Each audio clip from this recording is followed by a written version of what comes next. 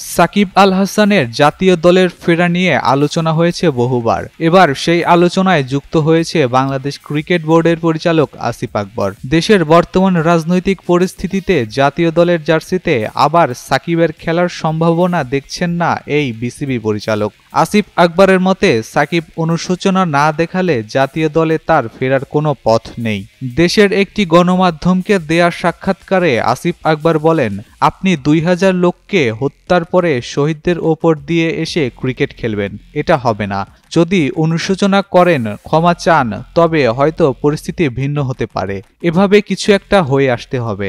সাকিবকে সাকিব আল হাসান হয়ে আসতে হবে, যেটা আগে ছিল। আসিফ আরও বলেন, সাকিব যদি অনুশোচনাহীন থাকে তবে আমি সম্ভাবনা দেখি না বাংলাদেশের হয়ে ক্রিকেট খেলার। বর্তমান অ্যাটিটিউডে সেভাবে থাকলে আমি নিজেও চাইব না সাকিব খেলুক। 2024 সালে ভারত সফরের পর থেকে বাংলাদেশের জার্সিতে আর দেখা যায়নি সাকিবকে। শেষ 1.5 বছর ধরে আছেন দেশের বাইরে। আন্তর্জাতিক ক্রিকেটের বাইরে থাকা সাকিব খেলছেন বিভিন্ন দেশের ফ্র্যাঞ্চাইজি ভিত্তিক লিগে।